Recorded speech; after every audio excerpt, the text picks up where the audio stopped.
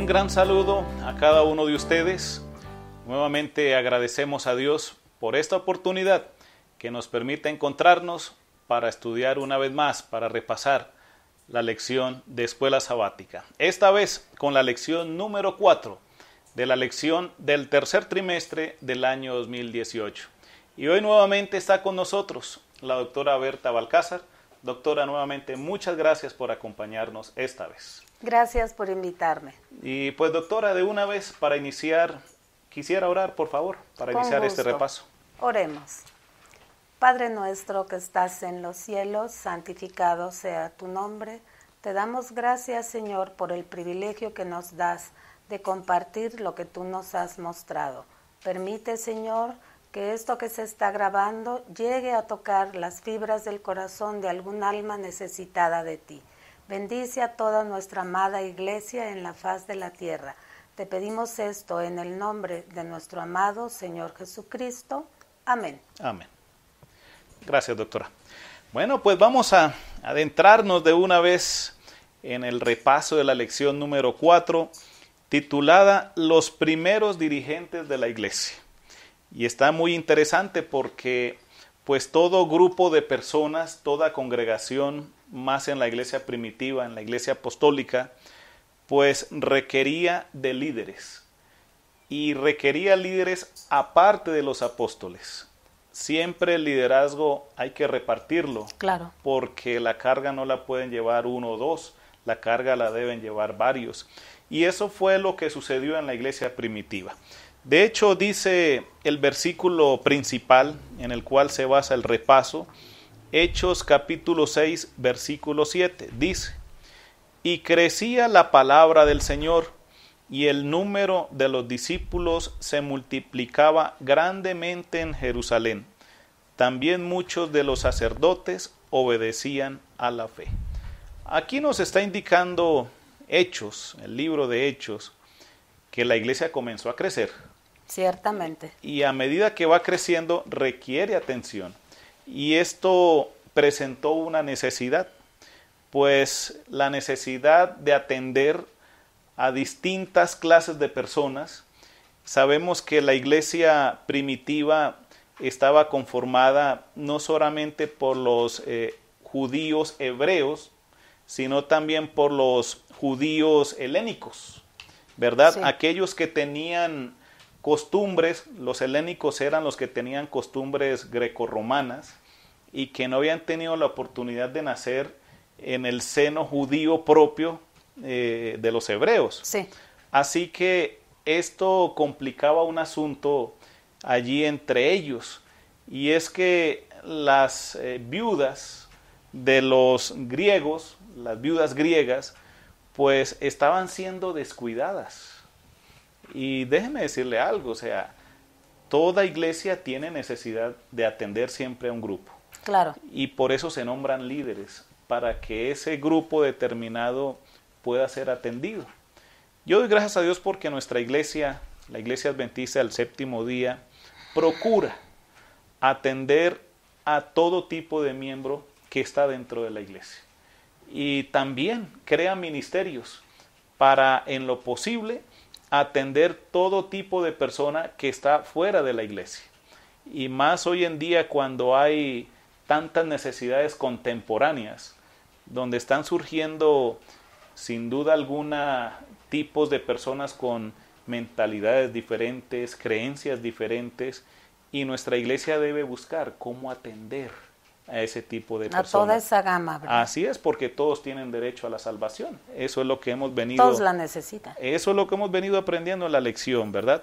Así que el descuido, o más bien el reclamo que hicieron estos judíos, pues por el descuido de las viudas griegas, pues llevó a tener la necesidad de nombrar a cierto tipo de dirigente.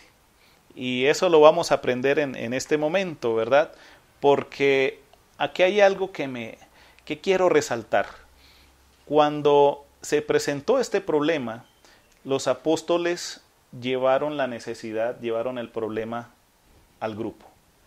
Y yo como pastor siempre he sido partidario de que cuando la iglesia tiene un problema, la iglesia también debe ayudar en la solución del problema.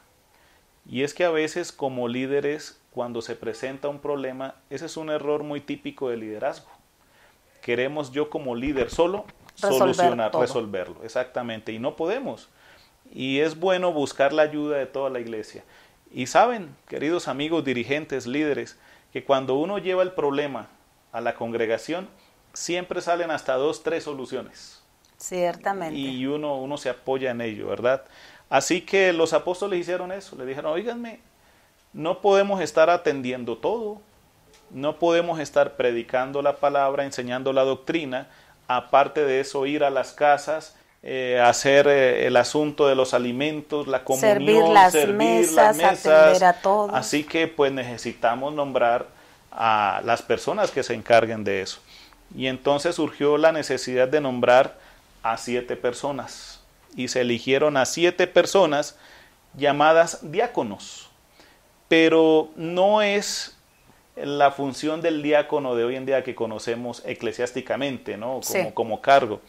El diácono en ese tiempo se encargaría exclusivamente de la camaradería en las casas, de servir las mesas y todo esto, mientras que los apóstoles se iban a encargar de la enseñanza, de la doctrina y obviamente de la oración también. Pero me llama la atención algo, doctora. La palabra diácono también tiene que ver de estas dos, o se relaciona con estas dos palabras, diaconeo y diaconía. El uno se refería, diaconía, tenía que ver con la enseñanza, el servir, la enseñanza de la palabra. Sí. Mientras que el diaconeo también tenía que ver con el servicio, pero en las mesas. O sea, de una u otra palabra, lo que tenía que verse allí era el servicio. Sí, servir. Así que prácticamente todos los líderes, y eso es lo que quiero resaltar ahorita, todos los líderes servimos. Es cierto. Así que es importante conocer eso.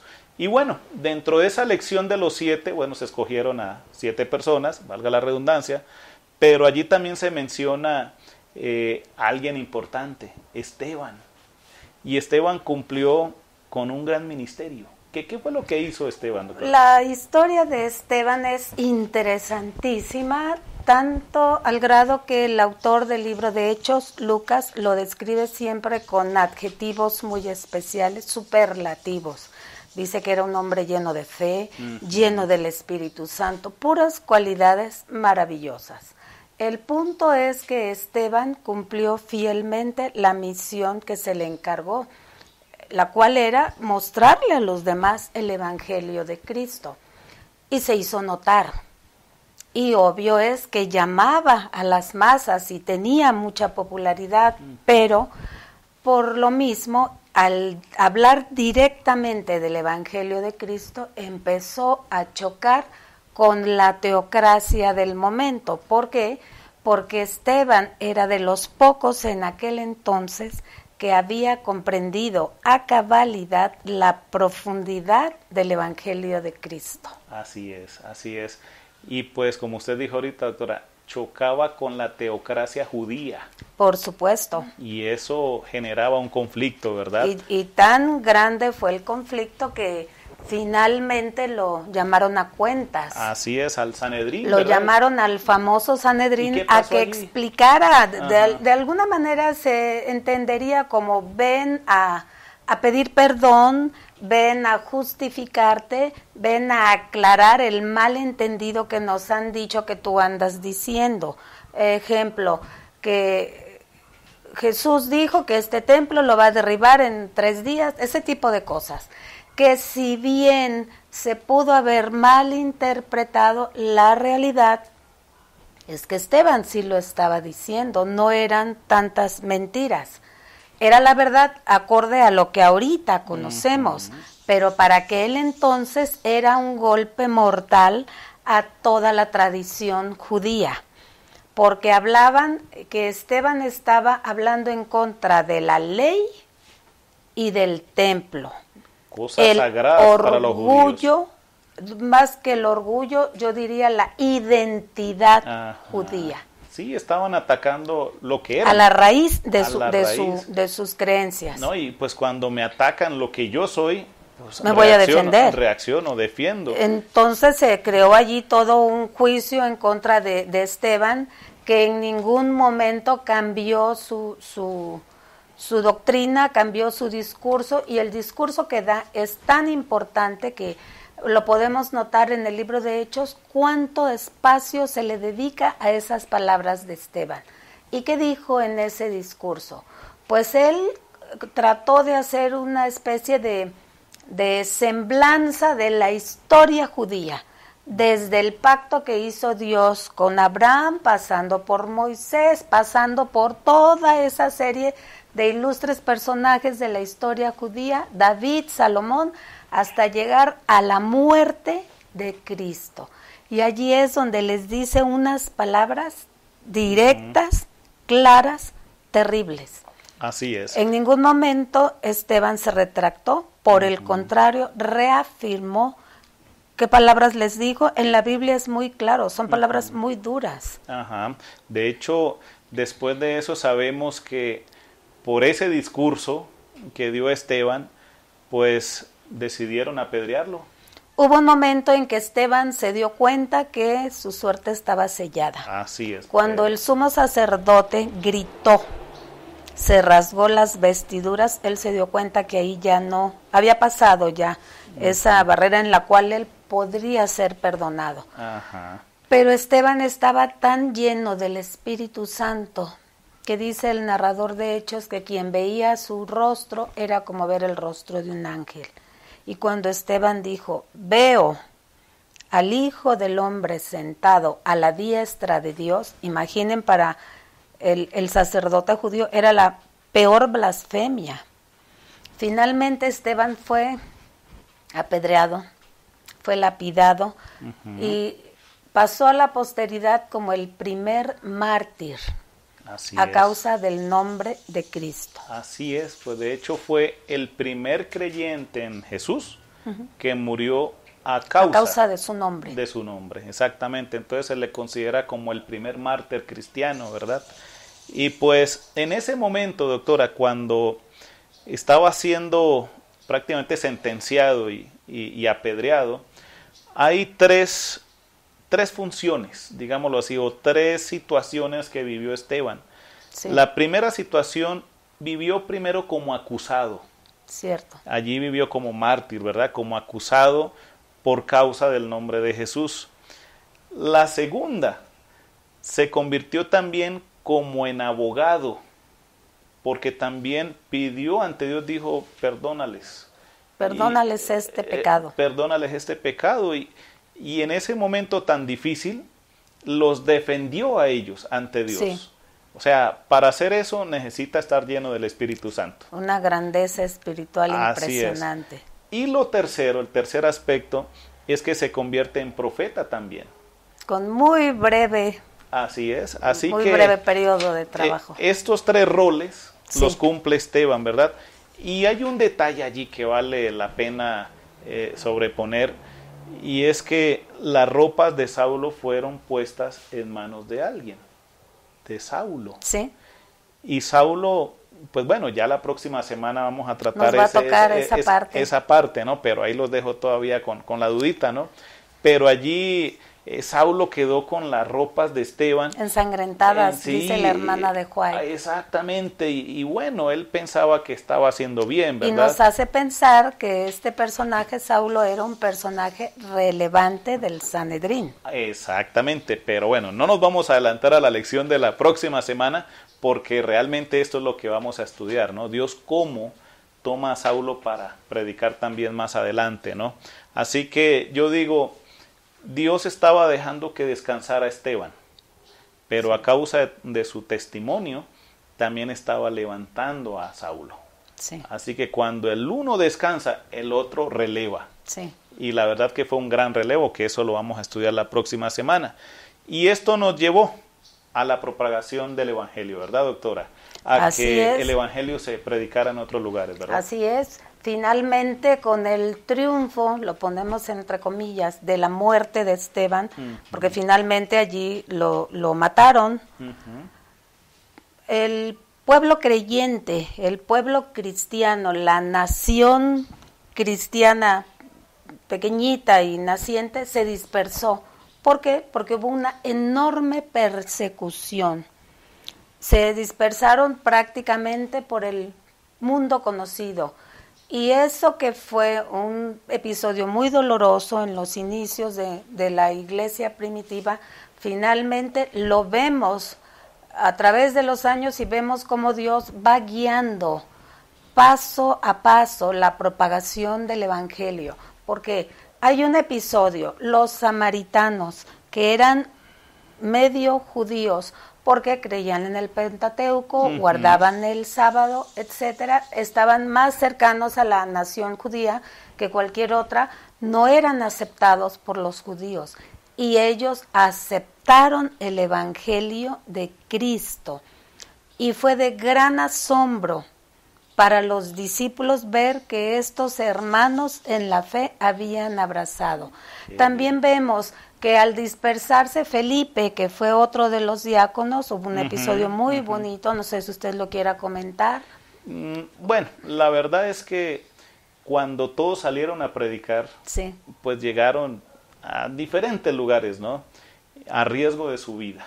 Claro. Y tuvieron la oportunidad de, por ejemplo, Felipe, de encontrarse allí con alguien que venía de paso y darse cuenta lo que estaba leyendo, y dice que el Espíritu Santo le dijo, oye, ve allí, ¿verdad? Y allí tuvo la oportunidad de bautizar, ¿verdad? A esta persona que venía de paso, que no entendía lo que estaba leyendo, pero que se dejó utilizar por el Espíritu Santo y allí lo llevó a creer en Jesús, que era lo más importante, ¿no? Así que yo quiero terminar leyendo algo, doctora. Sí. Dice aquí en Hechos de los Apóstoles, página 86, la persecución que sobrevino a la iglesia de Jerusalén dio gran impulso a la obra del Evangelio. El éxito había acompañado la administración de la palabra en ese lugar, y había peligro de que los discípulos permanecieran demasiado tiempo allí, desatendiendo la comisión del Salvador de ir a todo el mundo. Pues así como sucedió con Felipe, ¿no? Fue, y también con los demás apóstoles, con otros tipos de discípulos que salieron, sí, a causa de este problema, tuvieron la oportunidad de testificar, de predicar y de que muchos conocieran el nombre de Jesús. Qué así maravilla. Que así es. Y yo pienso en el caso del eunuco, ¿no? Con Felipe, sí, este eunuco regresó a su tierra. Se comenta que es de hecho el primer cristiano que regresa a su país natal con las buenas nuevas del Evangelio. Y no sabemos, porque no sabemos la historia, claro, pero de esa semilla ¿cuánto se regó, germinó? Exactamente. Así que esas sorpresas nos las vamos a encontrar en el reino de los cielos. Así que la última sorpresa, yo digo, que se esperará encontrar Esteban es encontrarse a Saulo allá en el reino de los cielos. ¡Qué maravilla! Pero esas son las sorpresas del Evangelio. Así que pues vamos a terminar, vamos a cerrar nuestros ojos y haremos una oración. Padre querido, gracias por el tiempo que nos das para comentar la lección y obviamente para motivarnos a seguirla estudiando. Permítenos seguir aprendiendo, pero sobre todo practicar el Evangelio puro, el de compartirle a los demás que Jesús vive, de que Jesús es real y de que viene por segunda vez. Gracias, Padre, por escucharnos. En el nombre de Jesús te lo pedimos. Amén, Padre. Amén. Bueno, querido amigo y querido hermano, gracias por acompañarnos. Hasta una nueva oportunidad. Dios les bendiga. Hasta luego.